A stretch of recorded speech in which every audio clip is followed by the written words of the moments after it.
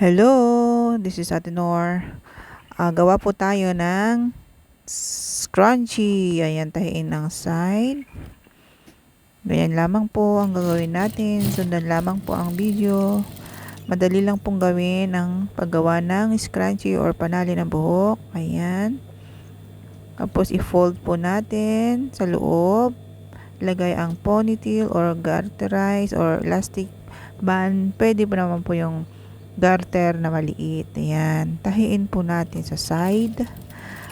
Ganyan lamang po ang gagawin natin. Pwede po itong gawing panegosyo.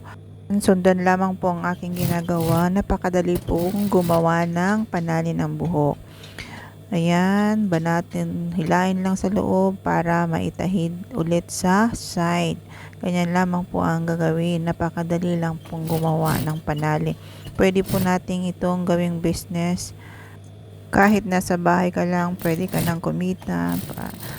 Basta marunong kang manahi. Ganyan lamang po. Hilain na lang na hilain natin. Tapos, side close. Yan.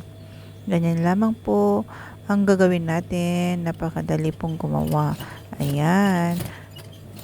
Tahin ng konti sa side para masara. Ayan. Ayan na. Ayos na to. Salamat sa panonood. Sana na gustuhan nyo ang video na to. Bye-bye.